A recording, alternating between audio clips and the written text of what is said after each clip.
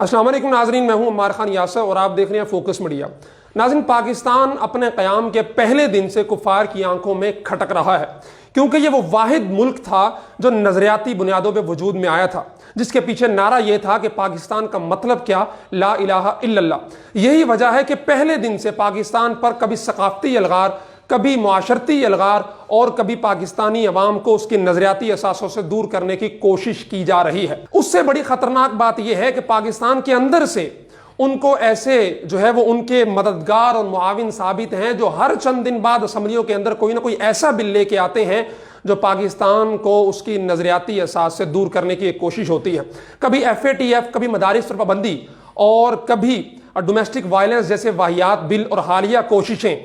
وہ اس کی واضح عکاسی ہیں۔ ناظرین، یقیناً آپ تک یہ اطلاعات پہنچ چکی ہوگی کہ پاکستان کے اندر ایسا قانون بنانے کی کوشش کی جا رہی ہے کہ پاکستان کے اندر 18 سال سے کم عمر کوئی بچہ اسلام قبول نہ کر سکے۔ اس کی تفصیل یہ ہے کہ 2016 میں یہ بل سندھ اسمبلی سے پاس کروانے کی کوششیں کی گئی تھی، لیکن جو اس وقت کے گورنر تھے مسلم لیگ نون کے، ان کی طرف سے اعتراضات لگا کر واپس بھیج دیا گیا تھا، اور مفتی تقی عثمانی صاحب کا ایک لیٹر آج کل بہت زیادہ زیر گردش ہے، وہ لیٹر اسی دور میں لکھا گیا تھا۔ لیکن اس کے بعد یہ کوششیں رکی نہیں ہیں، بلکہ 2019 کے اندر جو رکن قومی اسمبلی تھے نوید عامر جیوا، ان کی جانب سے یہ بل پیش کیا گیا۔ قومی اسمبلی کی ویب سائٹ پہ یہ بل موجود ہے، آپ اپنے ساتھ اسکرین پہ دیکھ بھی رہے ہیں۔ اور اس کے بعد 2020 میں جو سینیٹر جاوید عباسی تھے، اس دور میں اب نہیں ہے، ان کی جانب سے سینٹ کے اندر یہ بل پیش کیا گیا تھا۔ اور ابھی ڈان نیوز کی خبر ہے اسی ستمبر کے مہینے کی کہ اسلامی نظریاتی کونسل کی جانب سے علماء اکرام کو مشاورت کے لیے بلایا گیا ہے اس بل کے اوپر۔ اچھا، اس بل کے اندر ہے کیا؟ اس بل کے اندر یہ ہے کہ جناب پاکستان کے اندر اسلام قبول کرنا ایک طرح سے جرم بنا دیا جائے گا، اور اس سے بڑا مجرم وہ ہوگا جو کسی شخص کو دعوت دے گا اسلام قبول کرنے کی۔ اب ہونا یہ ہے کہ کوئی شخص جو اسلام قبول کرنا چاہتا ہے وہ پہلے ایڈیشنل سیشن جج کو درخواست دے گا، جس میں اس کا مذہب، اس کی عمر، اس کا شناختی کارڈ نمبر، والدین، بہن بھائیوں اور سب کے مذہب کی تفصیل ہوگی۔ اس کے بعد سیشن جج اس کا 7 دن کے اندر انٹرویو کرے گا، اس سے پوچھے گا کہ تم کیوں مذہب تبدیل کرنا چاہتے ہو، تم پہ کوئی دباؤ تو نہیں ہے۔ اس کے بعد اس کو مزید 90 دن کی مہلت دے گا، اس کو تقابل ادیان کا لٹریچر مہیا کرے گا اور اسے کہے گا کہ جاؤ 90 دن سب کا مطالعہ کرو، اور 90 دن کے بعد آنا، پھر اگر تم اسلام قبول کرنا چاہو گے تو ہم تمہیں اسلام قبول کرنے کا سرٹیفکیٹ دے دیں گے۔ لیکن اگر اس دوران اس کا نیت بدل جاتی ہے، وہ کسی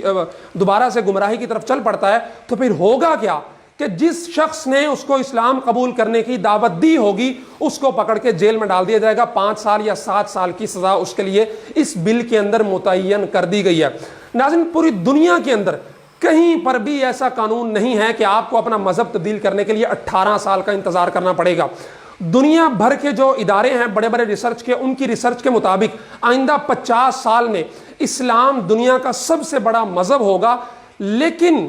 دنیا کہیں بھی اسلام قبول کرنے پہ پابندیاں نہیں لگا رہی ہے۔ لیکن پاکستان کے اندر کچھ لوگ ایسے ہیں جو مغرب کے اتنے ذہنی غلام ہیں کہ شاہ سے زیادہ شاہ کے وفادار بنتے ہوئے یہاں پہ اسلام قبول کرنے پہ پابندی لگا رہے ہیں۔ اور اس سے بڑی بات یہ ہے کہ جو اسلام کی دعوت دے گا، جس کی دعوت پہ کوئی قبول کرے گا، اس کو پابند سلاسل کر دیا جائے گا۔ ناظرین، یہ انوکھا ملک ہے پاکستان کہ یہاں پہ 15 سال کی لڑکی اپنے والدین کے سر میں خاک ڈال کے عدالت میں جا کے نکاح کر سکتی ہے، جج اس کو فوراً نکاح نامہ اور سرٹیفکیٹ دے دے گا نکاح کا۔ لیکن اگر وہی 15 سال کی لڑکی ہندو ہے اور وہ چاہتی ہے کہ وہ مذہب تبدیل کرے، اسلام کے دامن کے اندر آ جائے، تو پھر وہ اسلام قبول نہیں کر سکتی ہے، بلکہ پہلے اسے انٹرویو دینا ہوگا، پھر اسے 90 دن تک انڈر آبزرویشن رکھا جائے گا، اور اس کے بعد بھی اگر وہ ڈٹی رہی تو پھر اس کو اسلام قبول کرنے کی اجازت دی جائے گی۔ اور اس سے بڑی بات یہ ہے کہ جو سوچ آج کے ہمارے حکمرانوں کو آ رہی ہے، شکر یہ ہے کہ یہ اس وقت ابو جہل جیسے سرداروں کو، مکہ کے سرداروں کو سمجھ نہیں آئی، ورنہ حضرت علی رضی اللہ تعالیٰ عنہ کو بھی اسلام قبول کرنے کے لیے 7 سے 8 سال تک کا انتظار کرنا پڑتا۔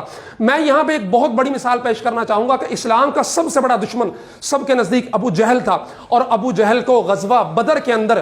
جہنم واصل کرنے والے معاذ اور معوذ کی عمریں 12 اور 13 سال تھی۔ اور اگر آج کے یہ اسلام دشمن لوگ پاکستان کی اسمبلیوں کے اندر بیٹھے ہوئے لوگ اس وقت پیغمبر علیہ الصلوۃ والسلام کے زمانے میں ہوتے اور 18 سال کی عمر کی شرط لگاتے، تو پھر معاذ اور معوذ 18 سال کے ہوتے تو ابو جہل کو قتل کر سکتے۔ ایک طویل لسٹ ہے جید صحابہ اکرام کی جنہوں نے انتہائی، انس بن مالک رضی اللہ تعالیٰ عنہ انتہائی کم عمری کے اندر انہوں نے اسلام قبول کیا ہے۔ لیکن آج پاکستان کے اندر جو اسلام کی بنیاد پر قائم کیا گیا تھا، جس کا نعرہ، جس کی بنیاد پہ یہ قائم کیا گیا لا الہ الا اللہ، وہی لا الہ الا اللہ پڑھنے کے لیے کسی شخص کو 18 سال تک کا انتظار کرنا پڑے گا۔ سندھ کی دھرتی کو فتح کرنے والا محمد بن قاسم تو 17 سال کی عمر میں آتا ہے اور سندھ کو اسلام کے جھنڈے کے نیچے لے کے آتا ہے، لیکن اسی سندھ کے اندر ایسا قانون بنایا جا رہا ہے کہ اگر آپ نے اسلام قبول کرنا ہے تو آپ کو 18 سال کا ہونا چاہیے۔ ناظرین، یہ اسلام مخالف بل، قرآن مخالف بل، نبی مکرم صلی اللہ علیہ وسلم کی تعلیمات کے مخالف بل،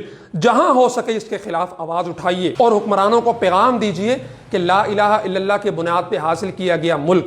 یہاں پہ کسی کو زبردستی اسلام قبول نہیں کروایا جائے گا کہ یہی اسلام کی تعلیمات ہیں۔ لیکن اگر کوئی 12 13 14 15 سال کا بچہ اسلام قبول کرنا چاہتا ہے، اس کو اسلام کا نور سمجھ میں آ رہا ہے، تو پھر اس پہ کسی قسم کا روک ٹوک نہیں ہونا چاہیے۔